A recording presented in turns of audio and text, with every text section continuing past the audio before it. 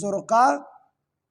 بعضې مفسرین وایي چې د دې نه مراد ړانده دي چې الله وایي موږ به ړانده راپاسو او د دې ړوند سړي سترګې هم دا شنې وي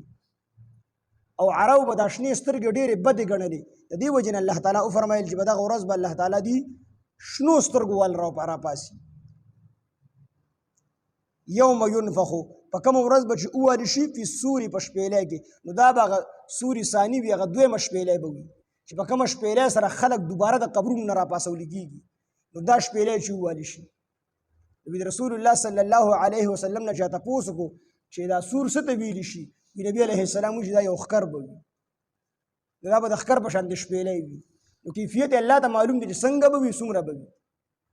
خو روایاتو کې داسې راځي چې دومره غټه شپېلۍ ده چې دا اوس ځمکې اوس اسمانونه ورته ورتاو کړلی شي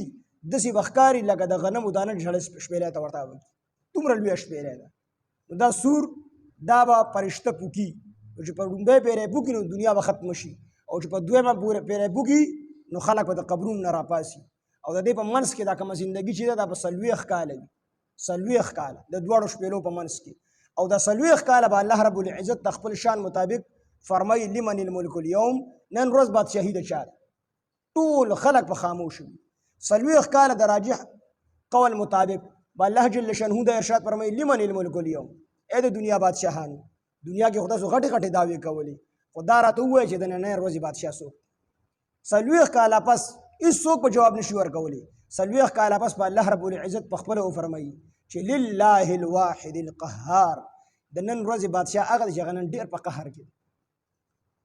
دغه ورځ به ډېره زیاته سخته وي نو دوی به یو بل سره پټې پټې خبرې کوي دوی به پټې پټې خبرې کوي او دا پټې پټې خبرې دا به د ډېرې هیبت او د الله تعالی د یرې نه به دوی پټې پټې خبرې کوي او یو بل ته به وایي چې تاسو نه پاتې شوي په دنیا کې الا 10 مګر 10 ورځې پاتې شوي یې وي دا به ولې وي وي دا 10 ورځې به د دې وجې نه وي چې د دې نه قلت مراد دی کموالی ته مراد دی چې دې ته به دنیا دومره لږه بیا معلومیږي ځکه چې د قیامت یوه ورځ د څومره ده د کافرانو باندې خو 50,000 کاله وي دغه ورځ دا او عام مسلمانانو باندې به 1000 کاله وي نو دی چې هغه ورځ ته وګوري نو دې ته به دنیا د زندګي دا به ډېره کمه معلومه شي نو دوی به وایي چې مونږ تاسو خو نه پاتې شو یو بل ته به وایي خو 10 ورځې په دنیا کې پاتې شوي یعنې او بعضې مفسرین وایي چې د دې نه مراد دغه دی د قبر زندګي ده چې تاسو په قبر کې دومره نه پاتې شوي مګر 10 ورځې پاتې شوي 10 ورځې نو دا 10 ورځې به کموالي وي یعنې دوی ته بیا د قبر د عذاب دا موده چې کومه دا ډېره زیاته کمه ښکاري ځکه د قیامت هغه سختي چې وویني نو دوی بوځي تاسو په قبر کې نه پاتې خو ډېر لږه موده پاتې شوي او بله دا چې دا کوم چې د قیامت نه منکر خلک دی نو دوی به د دې وجې نه وشي دا 10 ورځې تاسو پاتې شوي یې په قبر کې چې د دې خو دا ګمان اړوونه چې د مرګ نه پس به دوباره زندګي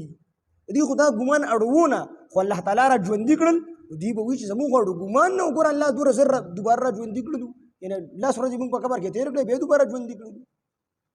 او بعضې مفسرین وایي چې د دې نه مراد د دواړو شپېلو دا منځ وي دا 40 کاله دا 40 کاله یعنې د قیامت برپا کېدو نه وروستو چې هر څه الله تعالی ختم کړي دویم سور سره او بیا د دویم شپېلې سره به دا خلک راپاسي نو د دغې دواړو شپېلو په منځ کې چې کومه زندګي ده 40 کاله ده او په دغه 40 کالو کې به په هېڅ چا باندې عذاب نه وي د دواړو شپېلو تر منځ الله تعالی به د قبر د عذاب هم اوچت کړي د لږ ټیم دپاره به دې نه د عذاب اوچت شي دا ټول به اوده شي په خوب باندې د دې وجې نه الله تعالی سورت یاسین کې فرمایي چې قالو یا ویلنا من بعثنا من مرقدنا دی به وي د کافرانو د عذاب اوچت شي دي خو به ډېر سخته تېره کړي په دې قبر کې د قبر عذاب خو ځان له ډېر سخت څیز دی دوی په دې قبر کې ډېره سختې تېرې کړي نو دغه 40 کاله موده چې دا به د ټول د کافر د مسلمان د هر چا نه به عذاب اوچت شي بس دوی به لږ ارام وکړي دا 40 کاله چې 40 کاله پس دا شپېلې ووي نو دا کافران به څه وایي مجرمان به وایي قالو یا ویلنا دوی به وایي ای افسوس من بعثنا من مرقدنا چا مونږ راپاسوو زمونږ د خوب د ځایونو نه زمونږ د دې خوب نه مونږ چا راپاسوو وروسته به ورته بیا الله تعالی اعلان وکړي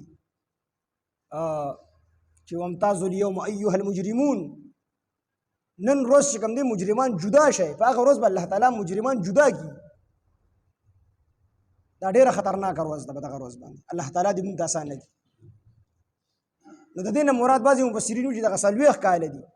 چې دوی کله راپاسي دوی به وایي چې دا خو 10 ورځې وي دا خو 10 ورځې زندګي وه الله وایي په دې کې به زیات سمجدار او زیات پوهه هغه وي چې هغه د دې 10 ورځو په ځای باندې یوه ورځ ووایي ځکه د قیامت ورځ خو په کافرانو ډېره سخت وي او ډېره لویه به وي نو الله وایي چې زیات سمجدار په دې کې به هغه یو وي که نه چې د دې 10 په ځای باندې یو ورځ یاده کړي ځکه د دنیا دا ټوله زندګي د آخرت یو ورځ مقابله هم نشي کولی دا خو ډېره لږه زندګي ده نو الله وایي چې سمجدار به په دغې کسانو کې هغه کس چې د 10 په ځای باندې یو ورځ ووایي چې مونږ یو ورځ تېره کړله په دنیا کې یا مونږ به قبر کې یو ورځ تېره کړې ده یا مونږ د دواړو شپېلو په منځ کې یو ورځ تېره کړې ده وي دا کس به زیات سمجداري مطلب دا نه دی چې د دې کس خبره به ټیک په نه خو دې به زیات سمجدار په دې چې دته به یعنې د دنیا مقابله کو د آخرت د قیامت ته د غیر ورځې سره وشي نو دا د یو ورځ مقابله هم نشي کولی په دې اعتبار سره الله وایي چې دا به ډېر سمجداري په دغې بس